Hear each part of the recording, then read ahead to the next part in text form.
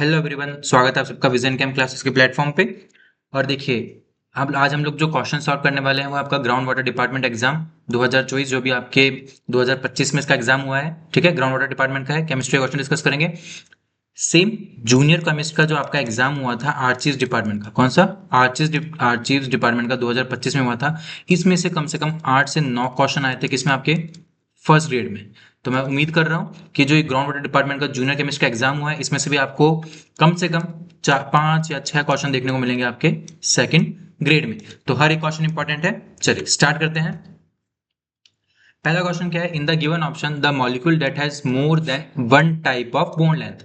More than one type of bond length किसमें होती है? देखिए, आपकी लीनियर में तो होगी नहीं, ठीक है, ट्रायगोनल प्लेनर में भी नहीं होगी, टेट्राहेड्रल में भी नहीं होगी। किसमें होती है? आपकी पेंटागोनल बाई पिरामिडल में। क्यों? क्योंकि यहाँ पे होती है एक एक्सियल बॉन्ड लेंथ और एक होती है आपकी इक्वेटोरियल बॉन्ड लेंथ। और एक्सियल क्या होती है? आपकी ज्यादा बड़ी होती है किससे? इक्वेटोरियल से। तो सीधा सीधा एग्जांपल क्या है आपका? ClF3 T shape. देखिए यहाँ पे भी आ गया ये टी शेप मॉलिक्यूल, बहुत ही फेमस एग्जांपल है और आरपीएससी का तो फेवरेट लग रहा है मुझे ये। तो देखिए, ये वाली बॉन्ड लेंथ और ये वाली बॉन्ड लेंथ क्या होती है? अनइक्वल होती है। ये एक्सियल है, ये इक्वेटोरियल है। तो इसका आंसर क्या हो जाएगा आपका? ClF3। ठीक है, more than one type of bond length. The correct order for new CO stretching absorption in the following compound. देखिए ये क्वेश्चन जैसे IR स्पेक्ट्रा आपके सेकंड ग्रेड में भी दे रखा है, इस टाइप का क्वेश्चन अभी आपके फर्स्ट ग्रेड में भी देखने को मिला है। तो डेफिनेटली इस बार सेकंड ग्रेड में इस टाइप का क्वेश्चन आपको देखने को मिलेगा। तो देखिए, सबसे पहले आपको पता होना चाहिए जो न्यू CO स्ट्रेचिंग फ्रीक्वेंसी होती है वो आपकी एल्डिहाइड की ज्यादा होती है किससे? Comparatively to ketone. क्यों? क्योंकि यहाँ पे देखिए एक CH3 अल्काइल ग्रुप का लग रहा है आपका प्लस इफेक्ट लग रहा है, जिस वजह से जो पार्शियल डिलोकलाइजेशन है डबल बॉन्ड का वो थोड़ा ऑक्सीजन पे है। लेकिन यहाँ पे दो अल्काइल ग्रुप का क्या लग रहा है आपका? प्लस आई इफेक्ट लग रहा है। दो का क्या लग रहा है आपका? Plus I effect. तो मतलब ज्यादा इलेक्ट्रॉन डोनेशन है तो ज्यादा डिलोकलाइजेशन है। तो कीटोन में जो डबल बॉन्ड कैरेक्टर है वो कम है कंपेरेटिवली टू एल्डिहाइड। इसलिए जो एल्डिहाइड की न्यू CO स्ट्रेचिंग फ्रीक्वेंसी होती है वो ज्यादा होती है किससे? आपके कीटोन से। अब देखिए यहाँ पे क्या है आपका? कीटोन है, कंजुगेशन है। कंजुगेशन की वजह से क्या होगा आपका? और डबल बॉन्ड कैरेक्टर क्या होगा? कम होगा। यहाँ पे ये वाला डबल बॉन्ड नहीं आना चाहिए, ठीक है, मिसप्रिंट है जो एग्जाम हुआ था। तो यहाँ पे भी क्या है आपका? ये बना लीजिए एल्डिहाइड है, यहाँ पे भी क्या है आपका? कंजुगेशन है। यहाँ पे कंजुगेशन ये देखिए दो जगह क्या है आपके? एल्डिहाइड है और यहाँ पे क्या है आपका? कीटोन है। तो सिंपल एल्डिहाइड की स्ट्रेचिंग फ्रीक्वेंसी ज्यादा होगी, तो मतलब सबसे ज्यादा किसकी होगी? आपकी थर्ड की। देन अब देखिए ये एल्डिहाइड विद कंजुगेशन है, ये कीटोन विद कंजुगेशन है। तो मैंने बताया था कि एल्डिहाइड की CO स्ट्रेचिंग फ्रीक्वेंसी ज्यादा होती है किससे? कीटोन से। तो थर्ड के बाद क्या आएगा? सेकंड और देन फर्स्ट। तो ऑप्शन नंबर क्या हो जाएगा आपका? Option number first is a correct answer. Easy question है, इस टाइप के क्वेश्चन आपको पक्का सेकंड ग्रेड में इस बार देखने को मिलेगा। The correct increasing order of the wavelength किसका पूछ रहा है? वेवलेंथ का करेक्ट इंक्रीजिंग ऑर्डर पूछ रहा है। तो आप सबको पता है E इक्वल्स टू क्या होता है? HC by lambda, E inversely proportional to 1 upon lambda. तो मतलब जिसकी एनर्जी की टर्म ज्यादा है या फिर जो आपका डेल O की वैल्यू जिसके लिए ज्यादा है उसके लिए लैम्बडा की वैल्यू कम हो जाएगी। ठीक है, तो आप सबको पता है कि स्ट्रॉन्ग फील्ड लिगेंड के लिए डेल O बड़ा होता है, या फिर जो मेटल है जितना ज्यादा हाई ऑक्सीडेशन स्टेट होगा, जैसे यहाँ पे क्या है, इसके पास क्या है? +2, ये +3, ये +3 और ये भी +3। तो जितना ज्यादा हाई ऑक्सीडेशन स्टेट होता है उतनी ही डेलो की वैल्यू ज्यादा होगी, मतलब एनर्जी की वैल्यू ज्यादा होगी। तो लैम्डा क्या हो जाएगा? उतना ही कम आपका हो जाएगा। तो देखिए ये सब +3 है लेकिन +2 कौन सा है आपका? ए वाला। तो सबसे ज्यादा वेवलेंथ जो होगी वो किसकी होगी? आपकी ए की होगी। अब अगर हम बात करें, यहाँ पे Cl है, यहाँ पे H2O, यहाँ पे NH3 है। तो जो सबसे ज्यादा स्ट्रॉन्ग फील्ड लिगेंड कौन सा आपका? NH3, then H2O, then Cl। तो जितना कम या जितना वीक फील्ड लिगेंड उतनी लैम्डा वैल्यू क्या होगी? ज्यादा। तो सबसे पहले कौन आ जाएगा आपका? C, then B, then D। तो देखिए ACBD कौन सा आएगा? Option number 3। ठीक है, इजी क्वेश्चन है। आपको पहले एनर्जी का ऑर्डर देखना है और उसका उल्टा कर दोगे तो किसका आ जाएगा? आपका वेवलेंथ का order. Which of the following gas is not a green house gas? कौन सी ग्रीन हाउस गैस नहीं है? तो क्या आपकी sulphur dioxide green house gas नहीं है। वाटर वेपर आपका ग्रीन हाउस गैस में सम्मिलित होता है। ठीक है, अच्छा क्वेश्चन आ सकता है। The covalency of aluminium, covalency पूछ रहा है तो क्या है कोवेलेंसी? 5 और 1 6। कितनी कोवेलेंसी इसकी? 6। इजी क्वेश्चन है, कोऑर्डिनेशन कंपाउंड का, बहुत ही आसान है। Which of the following is a Brønsted base? Brønsted base कौन होते हैं? जो H प्लस एक्सेप्ट करते हैं। तो देखिए HClO4 नहीं करता, HCl भी नहीं करता, H3PO भी नहीं करता। कौन करता है? आपका N2H4 करता है और क्या बना लेता है आपका? N2H5 positive. तो यहाँ पे जो ब्रॉन्स्टेड बेस है वो क्या है आपका? N2H4। In which of the following process bond order increases? क्या पूछ रहा है? बॉन्ड ऑर्डर किसमें बढ़ रहा है? And the magnetic property will be changed, मतलब पैरामैग्नेटिक से डायमैग्नेटिक हो रहा है या फिर डायमैग्नेटिक से पैरामैग्नेटिक हो रहा है। तो सबसे पहले बॉन्ड ऑर्डर की बात करें तो N2 का कितना होता है आपका? 3। N2 का कितना होता है? 3। तो N2 प्लस का क्या हो गया? 2.5। तो ये तो यही गलत हो गया क्योंकि इंक्रीजेस बोल रहा है। देखिए O2 का कितना होता है आपका? 2। ठीक है। और O2 प्लस का क्या होता है आपका 2.5। तो यहाँ बॉन्ड ऑर्डर इंक्रीज हो रहा है, लेकिन मैग्नेटिक प्रॉपर्टी क्या हो रही है, चेंज नहीं हो रही है, क्योंकि O2 क्या होता है आपका पैरामैग्नेटिक होता है, 2 अनपेयर्ड इलेक्ट्रॉन होते हैं, और O2 प्लस में कितने हो जाएंगे आपका, एक अनपेयर्ड इलेक्ट्रॉन हो जाएगा। तो मैग्नेटिक प्रॉपर्टी सेम है। लेकिन हम बात करें NO से NO प्लस, तो जो NO का बॉन्ड ऑर्डर होता है वो कितना होता है आपका 2.5, लेकिन NO कितना होता है आपका बॉन्ड ऑर्डर 2। ठीक है। ये जो NO है ये क्या होता है आपका पैरामैग्नेटिक होता है, और जो NO प्लस होता है वो क्या होता है डायमैग्नेटिक। तो इसका आंसर क्या हो जाएगा आपका ऑप्शन नंबर 3। अच्छा क्वेश्चन है, आ सकता है आपके सेकंड ग्रेड में, अच्छे से करना है। ठीक है। इसका आंसर क्या हो जाएगा आपका ऑप्शन नंबर 3, जिसमें बॉन्ड ऑर्डर भी इंक्रीज हो रहा है और क्या हो रहा है आपकी मैग्नेटिक प्रॉपर्टी भी चेंज हो रही है। The chemical formula of zeolite, आप सबको पता है एल्यूमिनियम डॉप सिलिकेट्स को क्या बोलते हैं आप, जियोलाइट्स बोलते हैं। तो इसका आंसर क्या हो जाएगा ऑप्शन नंबर 2। ठीक है। एस ब्लॉक का क्वेश्चन है, इजी है बहुत। नेक्स्ट देखिए, which of the following is considered as the most powerful पूछ रहा है ग्रीन हाउस गैस। तो यहाँ पे हम लोग देखेंगे ग्लोबल वार्मिंग पोटेंशियल का मतलब। ठीक है। क्या पूछ रहा है यहाँ पे, ग्लोबल वार्मिंग पोटेंशियल पूछ रहा है। तो सबसे ज्यादा किसका होता है आपका सल्फर हेक्साफ्लोराइड का होता है। उसके बाद किसका होता है आपका कार्बन टेट्राक्लोराइड का, then nitrous oxide, then methane, और सबसे कम किसकी होती है ग्लोबल वार्मिंग पोटेंशियल आपकी, कार्बन डाइऑक्साइड की। तो मोस्ट पावरफुल पूछ रहा है, मोस्ट पावरफुल का मतलब क्या है, ग्लोबल वार्मिंग पोटेंशियल ये पूछ रहा है। अच्छा क्वेश्चन है, आपके सेकंड ग्रेड में भी आ सकता है। The crystal field stabilisation energy in terms of del O for D6 configuration metal in high spin. High spin पूछ रहा है, बना लीजिए। क्या होता है यहाँ पे T2G, यहाँ पे EG, D6 है, हाई स्पिन है, तो पहले सब में क्या हो गया, एक एक इलेक्ट्रॉन बनेंगे और फिर नीचे एक और। ठीक है। बैरी सेंटर होता है, ये कितना होता है आपका 0.4 और ये 0.6। तो चार इलेक्ट्रॉन है, चार से मल्टीप्लाई करेगा कितना आ गया 1.6। ठीक है। माइनस कितना आ गया 1.2, कितना आ गया आपका 0.4 माइनस। ठीक है। कितना आंसर आ गया आपका -0.4 डेल ओ। याद रहेगा आपको। Which of the following rays has highest wavelength, highest wavelength पूछ रहा है तो आपको इलेक्ट्रोमैग्नेटिक स्पेक्ट्रम याद होना चाहिए। सबसे पहले कौन सा आता है आपको, cosmic rays, gamma rays, X rays, UV rays, visible rays, IR rays, microwaves और रेडियो वेव्स। कहां से स्टार्ट होती है आपकी, कॉस्मिक रेज से, then gamma, then X, then UV, then visible, then IR, then micro and then radio waves. तो इधर वाले की सबसे ज्यादा क्या होती है एनर्जी, और इधर वाले की सबसे ज्यादा क्या होती है आपकी वेवलेंथ। तो इसका आंसर क्या हो जाएगा आपका रेडियो वेव्स। ये क्वेश्चन भी आपके सेकंड ग्रेड में आ सकता है। कि वापस से वेस्पर थ्योरी से क्वेश्चन आ गया, हर एग्जाम में इसका क्वेश्चन पूछ रहा है। तो सबसे पहले आपको पता ही है SF4 क्या होता है आपका सीसॉ, PCl3 क्या होता है आपका HCF2 क्या होता है आपका लीनियर। ठीक है। IFF की बात करें तो क्या होता है ये स्क्वायर पिरामिडल, और PCl3 क्या हो गया आपका ट्रायंगुलर पिरामिड। ठीक है। तो ऐसा कौन सा ऑप्शन बन रहा है आपका सेकंड, A का सेकंड आ गया, B का फर्स्ट आ गया, C का थर्ड आ गया और D का फोर्थ आ गया। ठीक है। इजी क्वेश्चन है, सारी स्ट्रक्चर आपको याद होनी चाहिए। Which of the following complex has the highest magnetic movement पूछ रहा है। तो आपको क्या निकालना है, हाईएस्ट मैग्नेटिक मूवमेंट क्या होगा आपका Nn+2। ठीक है। नंबर ऑफ अनपेयर्ड इलेक्ट्रॉन जिसमें ज्यादा उसका मैग्नेटिक मूवमेंट भी ज्यादा। यहाँ पे क्या है, कोबाल्ट +3, Mn+3, Fe+3, और यहाँ पे भी क्या Fe+3।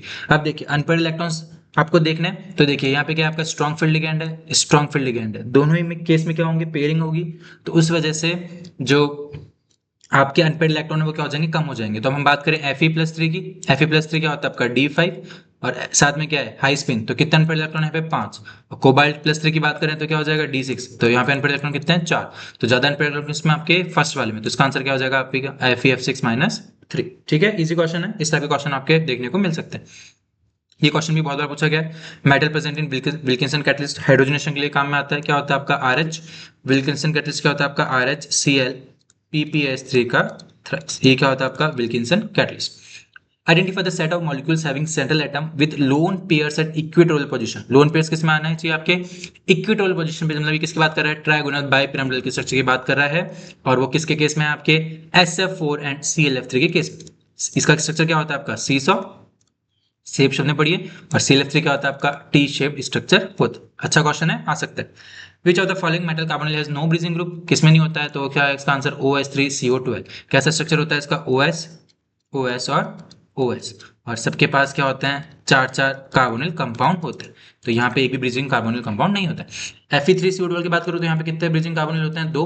Fe2CO9 की बात करूँ तो यहाँ पे कितने होते हैं, 3। और OH2CO9 की बात करूँ तो यहाँ पे कितने होते हैं, 1। ठीक है। The correct order of boiling point की पूछ रहा है, तो हाइड्रोजन बॉन्डिंग की वजह सबसे ज्यादा किसमें होती है आपकी H2O में, then NH3, then SiH4। Easy question है। ठीक है। चलिए, ये डाइबोरिन पे क्वेश्चन है, फर्स्ट ग्रेड में पूछा गया था, आपके सेकंड ग्रेड में भी इस बार ये क्वेश्चन आ सकता है।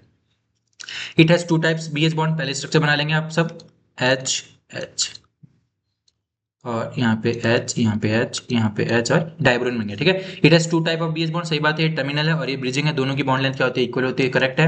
It has 4 terminal, 2 centre 2 electron, 4 terminal bond है जो क्या होती है 2 सेंटर 2 इलेक्ट्रॉन, ये भी सही है। इट हैज 2 बिस्ड, 2 बिज है जो कि क्या होता है आपके 3 सेंटर 2 इलेक्ट्रॉन, और ये भी सही है। अब देखिए इसको ही वापस इसने क्या किया, रीराइट कर दिया। It has 2 3 centred molecular orbitals which are found by sp3 as sp3। तो इसका जो बोरोन का हाइब्रिडेशन होता है वो क्या होता है आपका sp3, यहाँ पे क्या है s और यहाँ पर क्या है आपका sp3। तो सही बात है, तो क्या है आपके सारे करेक्ट है, तो क्या आ जाएगा इसका आंसर नंबर 2, ठीक है। चल, विच of the following molecule does not contain unpaired electrons, unpaired electrons की बात कर रहा है ये। तो देखिए O2 में 2 अनपेड इलेक्ट्रॉन होते हैं, N2 प्लस में कितने हो गए 1, B2 में भी आप देखेंगे तो 2 अनपेड इलेक्ट्रॉन आएंगे, O2 माइनस 2 में एक भी अनपेड इलेक्ट्रॉन नहीं होता है, कैसा होता है ये डायमैग्नेटिक इन नेचर। आप एमओटी बनाएंगे, इसका एमओ डायग्राम बनाएंगे तो आपको इजीली उससे फाइंड आउट हो जाएगा। इफेक्टिव एटॉमिक नंबर पूछ रहा है किसका, फेरोसिन का पूछ रहा है, और फेरोसिन का इफेक्टिव एटॉमिक नंबर कितना होता है आपको पता है 36 होता है। कैसे, एफी का एटॉमिक नंबर कितना होता है आपका 26, और एक पायरिंग कितने देते हैं आपके 5 इलेक्ट्रॉन, तो दो पायरिंग कितने देंगे आपके 10 इलेक्ट्रॉन, कितने हो गए टोटल 36, ठीक है, easy question. On the basis of CFT, arrange the following complex ion in their decreasing order of paramagnetism। Paramagnetism का डिक्रीजिंग ऑर्डर पूछ रहा है, तो निकाल लीजिए। यहाँ पे क्या Fe+2, यहाँ पे Mn+2 और यहाँ पे Cr+3, ठीक है। Fe+2 है मतलब क्या है आपका D6, ठीक है, हाई स्पिन है, तो टोटल नंबर अनपेड इलेक्ट्रॉन कितने हो गए 4। Mn+2 है मतलब क्या है आपका D5, लो स्पिन है, तो टोटल अनपेड इलेक्ट्रॉन कितने हो गए 5, और Cr+3 है क्या हो गया आपका D3, कितने हो गए अनपेड इलेक्ट्रॉन 3। तो ज्यादा, जितने ज्यादा अनपेड इलेक्ट्रॉन उतने ज्यादा क्या होगा आपका पैरामैग्नेटिज्म, तो क्या आएगा सबसे ज्यादा B, then C, then A, क्या हो जाएगा ऑप्शन नंबर 3 आपका करेक्ट हो जाए, ठीक है। इजी क्वेश्चन है, इस टाइप के ही क्वेश्चन आपको सेकंड ग्रेड में देखने को मिलने वाले हैं, थोड़ा लॉजिकल है, आपको ध्यान देके करके आना है। Which among the following are isotones, तो आइसोटोन्स क्या होते हैं जिनमें सेम नंबर ऑफ क्या होते हैं न्यूट्रॉन्स होते हैं, सेम नंबर ऑफ क्या होते हैं न्यूट्रॉन्स होते हैं। और न्यूट्रॉन्स कैसे निकालते हैं आप, atomic number, atomic mass minus atomic number, ठीक है। तो अगर इससे आप लोग फाइंड आउट करेंगे तो क्या आएगा आपका option number 1 is the correct answer, ठीक है। आप लोग निकाल सकते हैं किससे, atomic mass minus atomic number से निकाल सकते हैं नंबर ऑफ न्यूट्रॉन्स की value. Which of the following species है द सेम शेप पूछ रहा है, CO2 लीनियर होता है, C सिल्वर टेट्राहेड्रल होता है, कटेगा, देखिए यहाँ पे A कट जाएगा, A कट जाएगा, किसका सेम होता है O3 और NO2 माइनस का, दोनों का क्या होता है आपका V शेप स्ट्रक्चर होती है, ये O3 है और साथ में आपका NO भी क्या होता है ऐसा ही होता है, यहाँ पे लोन पेयर और यहाँ पे भी लोन पेयर, तो क्या आ जाएगा आपका C and D is the fourth is the correct answer, ठीक है। नेक्स्ट देखिए, which ion is potable water causes methemoglobinemia, बहुत नाइट्रेट आयन होता है, बहुत बार पूछा गया क्वेश्चन है, सिंपल क्वेश्चन है, ठीक है। Galvanisation is the process of coating iron with zinc, zinc से क्या करते हैं प्रोटेक्शन करते हैं किसका आयरन का, जिससे रस्टिंग ना हो। Out of the following coordination entities which are chiral, optically active पूछ रहा है, तो देखिए कोबाल्ट En3 ऑप्टिकली एक्टिव होता है, ऐसा स्ट्रक्चर होता है, इसका बना सकते हैं आप लोग,